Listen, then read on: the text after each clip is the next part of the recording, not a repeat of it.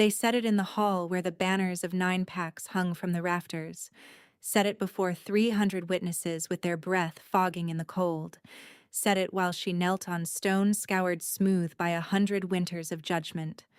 Unworthy. The word moved through the crowd like a current, and nobody in that hall expected the floor itself to answer. It was not a man's voice that broke first.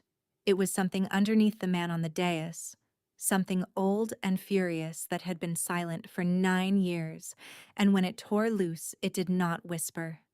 Windows shook in their frames. Hounds outside the gate dropped flat to the snow. A council lord's wine cup cracked clean across without a hand near it. Nobody had heard the Iron King's wolf make a sound since the year his mother died. Now 300 witnesses heard it decide, in a single furious breath, that the council had judged wrong. What happened next took 3 days, one broken gate, and a debt 22 years old to settle. In the 403rd winter of the North Hollow line, the frost came down from the high passes 3 weeks before the hollow moon and did not lift again until spring, and Marin Holt spent most of those weeks with her hands raw in wash water that turned to slush before she could empty the basin. She was 26 years old and had not been called by her family name, without scorn riding under it since she was 4, the year the registries struck the Holt line and wrote traitor beside it in ink that had never quite faded, no matter how many decades sat on top of it. Her parents had been sworn protectors to the old Luna of North Hollow. They had died for it, or because of it. The histories disagreed on which, and the only fact nobody disputed was that the Luna had been murdered in her own solar on a winter night 22 years past, and that the council of that year had needed someone close enough to blame and far enough beneath them to silence without cost. 2 protectors with a small daughter fit the shape of that need exactly. Marin did not remember her mother's face. She remembered cold and a hand pressed hard over her mouth, and being carried somewhere in the dark by a woman who was not her mother and who never once told her why. She had grown up in the under kitchens of the keep that condemned them, scrubbing pots beside girls who would not share a bench with her, and she had learned early the particular discipline of taking up as little room as possible. Eyes down, voice low, hands busy. A girl who made herself small enough gave the world fewer reasons to remember what her name used to mean. The one creature in North Hollow who had never once flinched from her was asleep against her hip when the kitchen bell rang for the second meal, a runt wolf pup with one torn ear she had found 3 winters back, half frozen in a snowbank, and nursed back from a death the rest of the litter had not survived. She called him Birch, for the white scar that ran pale through his dark coat like bark stripped from a branch, and he followed her through the keep's lower halls the way no one else ever had, by choice, rather than duty. It was Birch who lifted his head first when the horn sounded from the gatehouse, 3 long notes that meant a procession had reached the outer wall, and Marin's hands went still in the basin because she already knew, the way the whole keep already knew, what those 3 notes meant this close to the hollow moon. The Bloodfen envoy had come to collect on a debt. 20 years before the Luna's murder, in a border war neither pack now spoke of without lowering their voices, North Hollow had broken a treaty line and burned a Bloodfen granary to keep its own people from starving through a hard winter. The debt for that granary had passed from king to king, principal swelling with interest the way old wrongs do, until it had become understood in both halls that it would be paid, eventually, in something more binding than grain. This was the year eventually had arrived. The council convened 3 days before each hollow moon to settle matters too large for ordinary judgment, and this hollow moon, with the debt finally due and Bloodfen's patience finally spent, the matter on the table was a tribute bride. An unmated Omega of North Hollow blood, surrendered to seal the old debt and bind the packs from open war for another generation. Marin had heard the kitchen talk for a week. Lady Isolde Marrow, daughter of the council's strongest house, was the name on every tongue, beautiful and bonded to no one, exactly the kind of prize that made a tribute feel like an honor instead of a punishment. Nobody in the kitchens had said her own name. Nobody needed to. A girl with a traitor's blood in her veins was not the sort of tribute that flattered anyone, and Marin had told herself, scrubbing the same pot for the third time that morning, that whatever the council decided in that hall tonight, it would not be about her. She believed that until the steward came down the back stair an hour later with a folded summons in his hand, and her name written on the outside of it in a clerk's careful, unkind script. The Frostmoot Hall, when she reached it that evening with Birch pressed tight against her ankle and refusing to be left behind, was already half full of breath and torchlight. 9-pack banners hanging still in the cold air, and at the center of it, raised on a dais of black stone, the throne of Northollow stood empty. It did not stay empty long. The king came in through the side arch without fanfare, the way she had heard he always did. A tall man in a black fur-lined coat, with an iron circlet pushed low over a brow already creased before he had said a single word that night. Alaric, 9th of his line, called the Iron King by allies and worse names by the pacts he had broken in the years since his coronation, took the throne the way other men took a held breath, and the hall went silent around him before his second had even finished announcing him.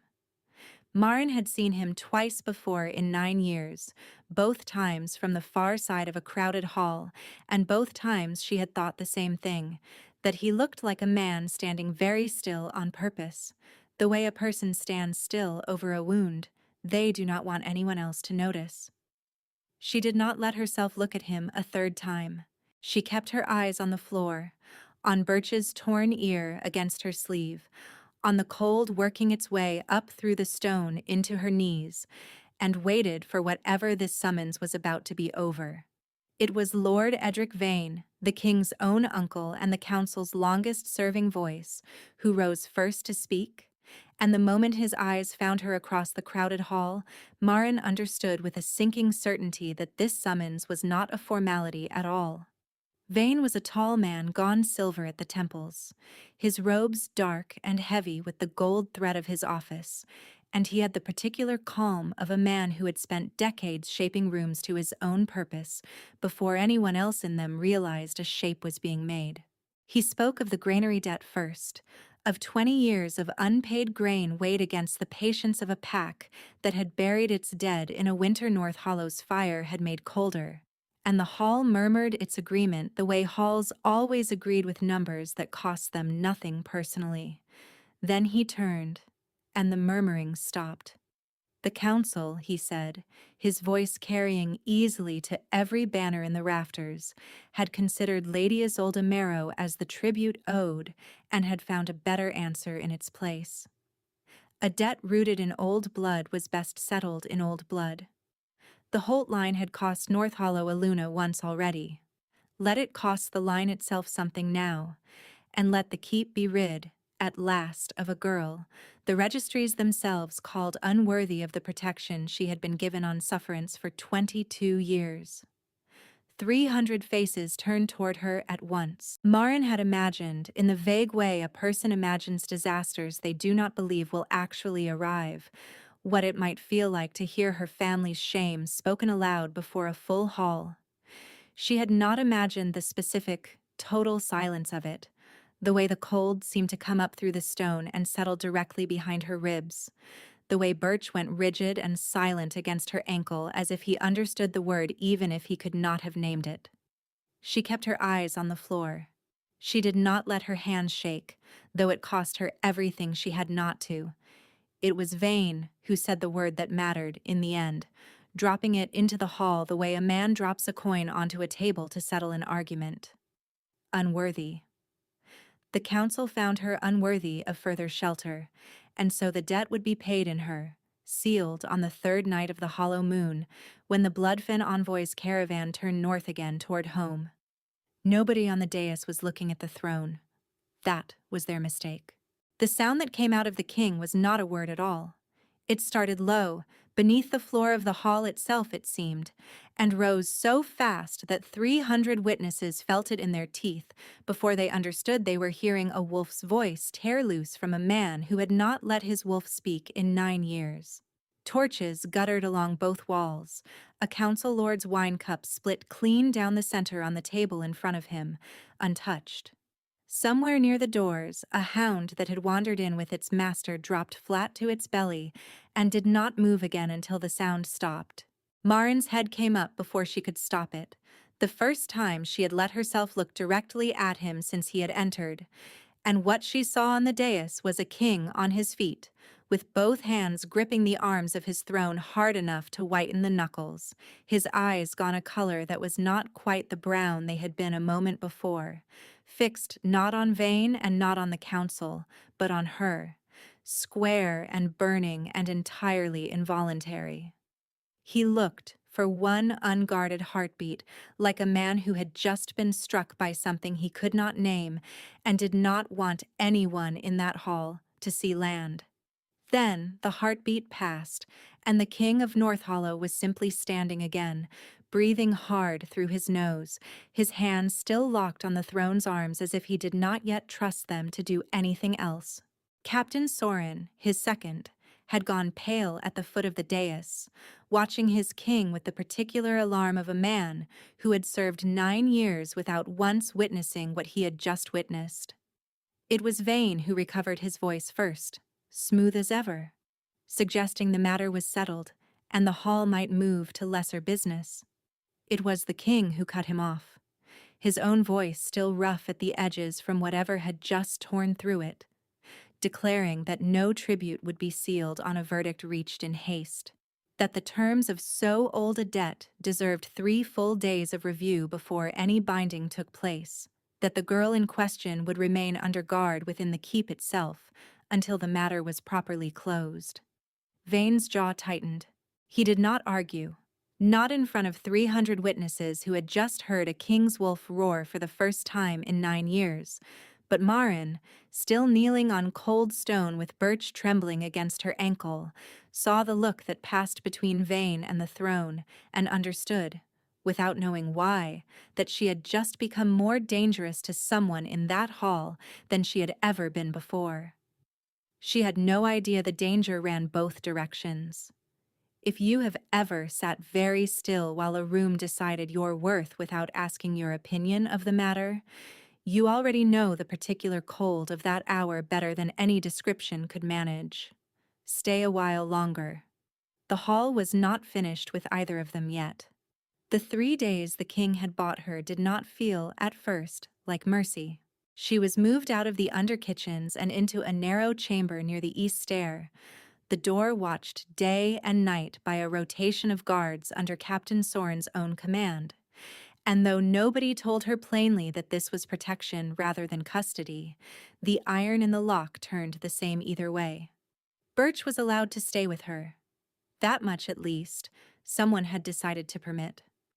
Sorin himself came to check the watch each evening, a broad, quiet man with a soldier's economy of words, and on the second night, finding her awake and staring at the narrow window instead of sleeping, he told her, almost gently, that the king had given the order to delay the tribute himself, against Lord Vane's open objection, and that in 9 years of service he had never once seen his king override the council in open hall.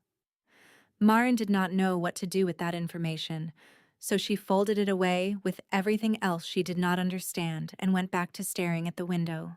She saw the king twice in those 3 days, both times by accident, both times in the narrow stretch of corridor that connected the east stair to the great hall. And both times, something happened in her chest that she could not account for by any explanation that made sense. The first time he passed close enough that the cold leather of his coat brushed her sleeve, and the breath went straight out of her lungs as if she had been struck, a warmth flooding up through her arm from the single inch of contact that had no business feeling like anything at all. She told herself it was startlement. She told herself a great many things in those 3 days that did not survive close examination. The second time, On the morning of the second day, she was crossing the lower yard with a basket of mended linens when one of the Bloodfen envoy's own guards, a broad man with a Bloodfen wolf badge stitched at his collar, took it upon himself to cuff a kitchen boy hard across the ear for spilling water near his boots, hard enough that the boy went down into the slush and did not immediately get up. Maren did not think about it. She set the basket down and put herself between the guard and the boy before her mind had finished deciding to do it. Chin up, voice steadier than she felt, telling him plainly that the boy was 12 years old and had meant no offense, and that he would have to go through her if he meant to strike a child again on North Hollow ground. The guard's hand came up a second time, faster, and caught her across the cheekbone instead, hard enough to split skin and send her staggering into the wet stone of the yard wall. She did not cry out. She got back up, put herself in front of the boy again, and held the guard's eyes until he decided, with visible irritation, that a bruised kitchen girl was not worth the diplomatic trouble of a complaint, and stalked off toward the gatehouse, muttering about North Hollow's poor discipline. It was Soren who found her a few minutes later pressing a fold of her apron to the cut along her cheekbone, the kitchen boy clinging to her other hand and refusing to let go. And it was Soren's report, delivered to the king within the hour, that the king received standing at his own window with his back to the room and his jaw set hard enough that the guard who brought the news afterward swore he heard something in the floorboards creak. The king said nothing for a long moment. Then he asked, in a voice gone very quiet, whether the girl was being seen by a healer, and when told that she had refused one and gone back to her chamber to bind the cut herself, he said nothing further at all, only turned back to the window and stood there long enough that Soren let himself out without being dismissed. Maren did not learn until much later that the king had stood at that window until well past midnight, watching the dark courtyard below her chamber as if some part of him needed to see for himself that no further harm reached her that night. She only knew that when Birch finally settled against her side and she let herself drift toward sleep, with the cut on her cheek throbbing in time with her pulse, she could have sworn, in the last clear moment before sleep took her, that she caught the faint warm scent of leather and wood smoke on the air of a room the king himself had never once entered. She told herself that was impossible. She was already half right that nothing about this was going to make sense for a while yet. The king sent for the healer himself the next morning, before Maren had even finished lacing her boots. And when she tried to refuse a second time, the guard at her door informed her, with the particular flatness of a man repeating an order word for word, that the summons came from the throne and was not, in this instance, a request. The healer's wing of the keep smelled of dried lavender and wood smoke and something sharper underneath, and the woman who ran it, a small bent figure with silver hair and hands that moved with a confidence age had not slowed at all, introduced herself as Maela, and got straight to work on the cut along Maren's cheekbone without any of the small talk Maren had braced herself for. It was while Maela was cleaning the wound, her thumb tilting Maren's chin toward the window light, that the old woman went suddenly and completely still. She did not say what she had seen. She finished the dressing in silence, her hands gentler than before, and when she finally spoke again, it was only to ask, very carefully, whether Maren's mother had ever told her where the Holt line traced its roots before it came to North Hollow. Maren said she did not know. She had no memory of her mother at all beyond a hand pressed over her mouth in the dark. Maela's expression did something complicated then, grief and recognition and a caution so old it had calcified into habit.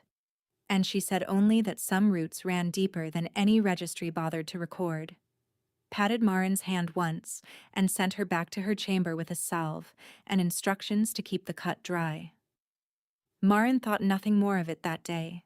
She had larger things pressing on her, namely the single night left before the council reconvened to finalize whatever the 3 days of review had actually been buying. It was that evening, with dusk settling cold and blue over the courtyard and Birch curled tight against her hip, that the king came to her door himself, no guard announcing him, no ceremony, simply the latch turning and a tall figure in a dark coat filling the frame of it before she had fully registered that he had not knocked. He had come, he said, his voice low and oddly rough at the edges, to confirm for himself that the guard rotation was holding and that she had not been troubled again. It was not a convincing reason, and they both seemed to know it. He stood near the door rather than crossing the small room, his hands loose at his sides in a way that looked deliberately, carefully unthreatening, and for a long moment neither of them said anything at all. The fire had burned low. Birch lifted his head, looked once at the king, and to Marin's lasting astonishment, settled back down with his tail giving a single slow sweep against the floor, as if some judgment had already been rendered and found acceptable. Marin's heart was doing something erratic and embarrassing in her chest. She told herself it was only the strangeness of a king standing in her doorway, and not the warmth radiating off him from across the room, and not the particular way his eyes kept finding the healer's dressing on her cheek and lingering there with an expression that did not belong to idle concern at all. She asked him, because the silence had gone on long enough that someone had to break it, why his wolf had reacted the way it had in the hall. Something crossed his face, quick and unguarded, gone almost before she could name it. For one heartbeat he looked like a man about to answer her honestly, his jaw working around words that clearly cost him something to consider saying out loud. Then the heartbeat passed, the same way it had passed on the dais, and he said only that wolves did not always answer to reason, that he could not explain it himself, and that she should not read more into an old animal's bad temper than the moment deserved. It was a lie, and not even a particularly convincing one, and Marin felt the gap between what he had said and what his face had nearly said press against her like a held breath neither of them was willing to release. He left a few minutes later with a final, formal word about the guard rotation, and it was only after the door had closed behind him that Marin let herself sit down hard on the edge of her narrow bed and admit, silently, to no one, that some part of her had wanted him to stay standing in that doorway a great deal longer than duty required. She did not understand why. She understood with growing unease that she very much wanted to. A quick word, before the hall fills again and the air turns colder than it has been yet. If any part of this has caught somewhere under your ribs the way it had caught under hers, you are welcome to say so before we go on. And then, we will go on regardless, because the council was not finished, and neither was the man whose patience had run out 22 years before this particular winter began. She learned how little time was actually left the next morning, by accident, the way most of the worst truths in that keep seemed to reach her. She had been sent to the lower stillroom to fetch dried herbs for Mela, and the narrow passage behind it ran close enough to the council's private antechamber that voices carried through the old stone if a person stood very still and did not breathe too loudly. Marin had not meant to listen. She had simply frozen, halfway down the passage, at the sound of Lord Vane's voice pitched low and urgent on the other side of the wall, speaking with someone whose accent marked him plainly as blood-fen born. The review period, Vane was saying, had bought the king nothing but a delay he could not afford to repeat. The binding would proceed at moonrise tomorrow, regardless of any further objection from the throne, sealed properly this time, with the girl's voice and scent suppressed by Frostrite so that no outburst, wolf or otherwise, could disrupt the ceremony a second time. The Bloodfen voice, which Marin would later learn belonged to Ambassador Corrin himself, asked, not unreasonably, whether a king's open fury in his own hall was something his masters ought to be concerned about. Vane's answer came flat and certain. The king's fury changed nothing. The registries were already drawn, the seal already prepared, and once the right bound her properly there would be no undoing it, not by a king's temper and not by anything else short of the moon falling out of the sky. Marin did not wait to hear more. She made it back to the still room on legs that did not entirely feel like her own, the dried herbs forgotten, her mind turning over one phrase from everything she had just heard until it crowded out every other thought she might have had. Frost right. Suppressed. As if whatever made her unfit in that hall 3 nights ago needed silencing twice over before the council could be certain it would not answer back a second time. She found no comfort in the courtyard that afternoon either, where Lady Isolde, trailing 2 attendants and dressed in furs that cost more than Marin would earn in a decade of kitchen work, stopped directly in her path with the particular satisfaction of a woman watching a rival removed from the board without having to lift a hand herself. "It must be a relief," Isolde said, her voice pitched to carry to the attendants behind her, "to finally be made useful for something, given that broken-blooded girls so rarely were." The council had done her a kindness, really, finding a purpose for a line otherwise fit for nothing but scrubbing floors and dragging old shame through every hall it entered. Marin said nothing. There was nothing to say to a woman who had decided, long before this conversation began, exactly what kind of person she was looking at. She walked the rest of the way to her chamber with her chin level and her hands steady, the way she had taught herself to walk through worse rooms than this one, and it was only once the door was shut behind her that she let herself sit on the cold floor with her back against it and finally allow the fear she had been holding off all day to catch up with her completely. There is a particular kind of courage that has nothing to do with not being afraid, and everything to do with standing up again anyway, and Marin had spent 22 years learning that lesson without once being thanked for it. Birch pressed his head into her lap and stayed there, silent and warm, the only thing in that entire keep that had never once needed an explanation for why she deserved to be comforted. Tomorrow, at moonrise, whatever was coming for her would arrive whether she was ready or not. She decided, sitting on that cold floor with her hand in the pup's fur, that she would at least meet it standing. Mila came to her an hour before moonrise, slipping into the chamber with a healer's basket and a guard's blind eye bought, Marin suspected, by decades of favors owed in that keep to a woman who had tended every birth and death in it. She said little, only that the frost rite the council intended to use was old and cruel, and would leave Marin's voice and senses dulled for a full day afterward if it was allowed to settle uninterrupted. Then she pressed a small dried root into Marin's palm, closing her fingers over it with hands that trembled slightly for the first time since Marin had met her, and told her, in a whisper that barely carried across the small room, that frostbalm root burned the same poison clean out of a body if chewed at the right moment, that it would buy her perhaps a quarter-hour of clear voice and clear mind inside the rite itself, and that she should use that quarter-hour for something worth the using. Marin asked why Mila was risking herself this way for a kitchen girl she had known 3 days. Mila's answer came quiet and old. Some debts, she said, were 22 years overdue, and a healer who had stood silent the night the old Luna died had no further patience left for standing silent a second time. The hall, when the guards came for her, was lit for ceremony rather than judgment, ice-blue moonlight pouring through the high windows to mix with torchlight along the walls, and the council sat arrayed in formal rows with the Bloodfen Envoy's banner raised beside North Hollow's own. Birch had been taken from her at the chamber door, pulled from her arms by a guard under Vane's direct order, and caged near the dais where she could see him but not reach him, a small cruelty Marin understood at once was meant entirely to bend her compliance. The throne sat empty when she was brought in.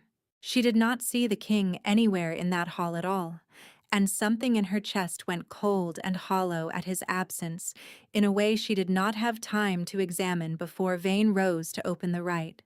He spoke at length this time, formal Bloodfen phrases threading through the old debt's history, and when he finally turned to her, kneeling at the center of a circle marked in silver dust upon the stone, his voice carried the particular satisfaction of a man watching the last loose thread of an old conspiracy finally tied off for good. The council, he said, found her unworthy a second time, unworthy now not merely of shelter, but of the voice that had so inconveniently been raised in her defense 3 nights past, and the right would see that voice properly silenced before the binding took hold. The frost dust came down around her in a fine silver cloud, cold enough to burn where it touched bare skin, and Marin felt her own wolf, small and quiet as it had always been, go suddenly and terribly mute somewhere deep inside her chest, as if a hand had closed over it the way a hand had once closed over her mouth in the dark. She did not know, kneeling in that circle with her senses dulling by the second, that across the keep the king had been delayed at his own table by a cup of spiced wine Vane's own steward had pressed on him before the hall convened, wine laced with the same frost poison now settling into her blood, enough to slow a king's reflexes without quite enough to fell him outright, exactly calculated by a man who had spent decades learning precisely how much poison a body could carry before anyone thought to ask why. Alaric felt the wrongness in his own limbs before he understood its cause, a heaviness creeping up through legs that would not answer him properly, his wolf clawing somewhere far beneath the surface at a sound it could feel, happening in another part of the keep entirely, a silencing it recognized in its bones as an old wrong repeating itself. He was on his feet and moving before the poison had finished deciding whether it would drop him. One hand braced hard against the wall, his vision swimming, his wolf howling somewhere inside him in a register no human throat could have produced. And the only clear thought left to him in that moment was a single word that did not belong to language at all. Hers. The frost circle closed fully around Marin a heartbeat later, the binding words beginning, and somewhere beneath the silver dust and the dulling cold, a small voice that had been quiet for 22 years finally decided it was done being quiet at all. She bit down on the root Mayela had pressed into her palm, the bitterness flooding her mouth and burning down her throat like swallowed winter, and felt the dulling cold recede from her senses one breath at a time, her wolf stirring weakly back to life somewhere beneath her ribs. Her voice, when she finally found it, scraped raw but entirely her own. She did not ask for mercy. She said, kneeling in that circle of silver dust with 300 witnesses watching, that the council had condemned a 4-year-old child 22 years ago for a murder her parents did not commit, and that the man standing over her now, robed in the gold thread of his office, had been the last person seen leaving the old Luna's solar before the household found her. The hall went silent in a different register than it had gone silent 3 nights before. Vane's composure cracked for the first time Marin had ever seen, a flicker of something cold and furious moving across his face before he could smooth it away, and he opened his mouth to deny it, to call it the desperate fabrication of a girl with nothing left to lose. He did not get the chance to finish. The doors at the far end of the hall came apart from their hinges with a sound like the keep itself had taken a breath and let it go all at once, splintered wood and iron scattering across the stone and through the broken frame, backlit by moonlight gone suddenly, impossibly bright. The king of North Hollow walked into his own council hall on legs that should not have been able to carry him there at all. Whatever poison Vane had measured so carefully had not accounted for what was now answering it. The aura that came off him as he crossed the threshold dropped the weaker wolves in that hall straight to their knees. An instinctive, total submission that needed no order and no ceremony, and even the strongest among the council found themselves bending despite every effort not to. Captain Sorin was the first on his feet to follow his king down the center of the hall, sword undrawn, simply present, simply there. For 22 years the registries had carried the Holt name as traitor, and for 9 years the throne of North Hollow had sat with no queen beside it, and a king's wolf gone silent rather than choose one. 300 witnesses went to their knees in that hall in the space of a single held breath, one after another, the sound of it moving through the room like water finding its level at last. Alaric did not stop until he reached the silver circle, until he stood close enough that Maren could feel the heat radiating off him even through the Frostrite's lingering cold, and for one long moment neither of them said anything at all, the entire hall holding its breath around them the way it had held its breath 3 nights before. He reached down and broke the binding chain at her wrist with his bare hand, the silver shattering apart in a brief flare of light that the whole hall saw and gasped at, the Wright's hold on her snapping back into nothing the instant the metal gave way. Then he said it, low and rough, and meant for the whole hall to hear, the only sentence he had needed 3 nights to find. My wolf has never been silent in this. Neither will I be. He did not elaborate. He did not need to. He took her hand, raised it before the assembled council and the Bloodfen banner both, and named her, before 300 witnesses, the woman he had chosen as his queen, debt or no debt, registry or no registry, and let the silence that followed say everything else that needed saying. It held for a long moment, that silence, nobody in the hall quite breathing, before Ambassador Corrin himself rose from his bench and bent his own knee, declaring before his masters could object from 100 miles away that no Bloodfen envoy would stand against a bond a king's own wolf had fought poison and broken doors to claim. Vayne did not kneel. He turned instead toward the side passage, already calculating an exit, and found Sorin's broad frame blocking it, and Mela stepping forward from the crowd with a sealed letter in her own old hands, 22 years kept safe against exactly this hour, bearing Vayne's own seal and his own confession of the night the old Luna died. The council that had served him for decades stripped his office from him before the hour was out, his name struck from every registry he had ever signed, his lands forfeit, his person bound over to the frozen wastes garrison under permanent exile, never again to set foot inside a hall he had once ruled by quiet fear alone.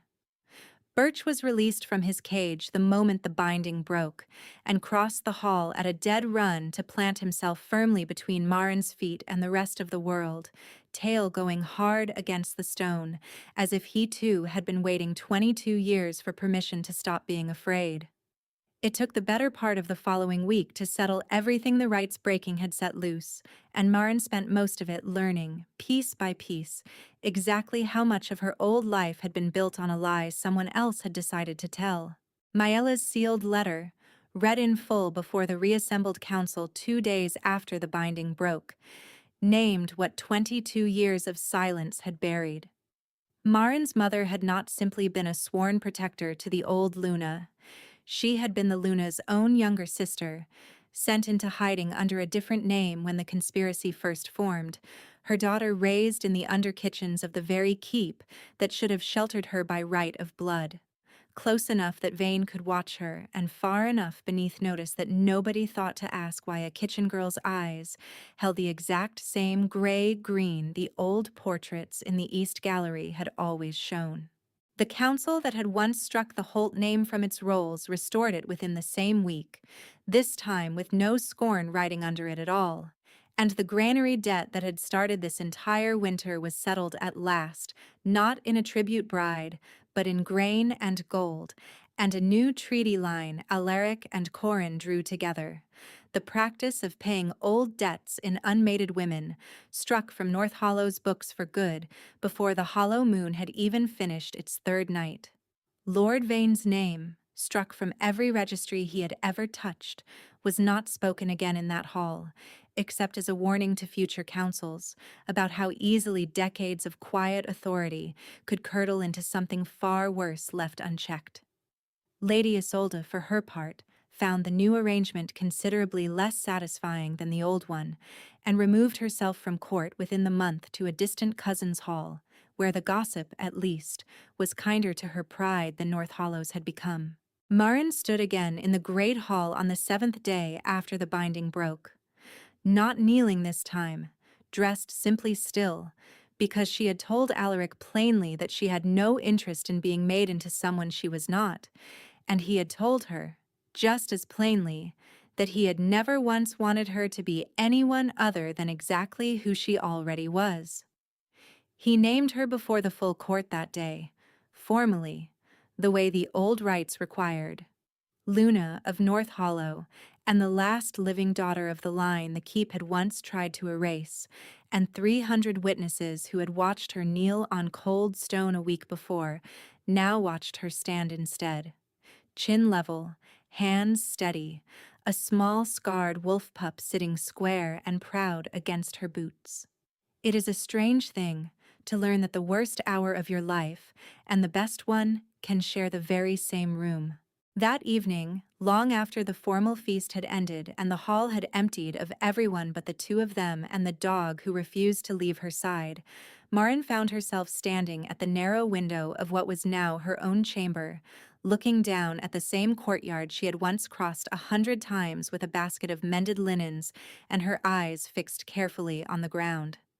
Alaric came to stand beside her without a word, his hand finding hers in the dark the way it had found it before 300 witnesses a week earlier, and together they watched the snow settle soft and unhurried over the same stone where a council had once knelt, a girl down and called her unfit to be sheltered by it. Birch sighed once, deeply, and stretched out across both their boots at the same time, as if he had decided that 2 feet of king and 2 feet of queen were equally his to guard from this night forward. And outside the window the hollow moon climbed slow and pale over a keep that, for the first time in 22 years, had finally settled its oldest debt in full.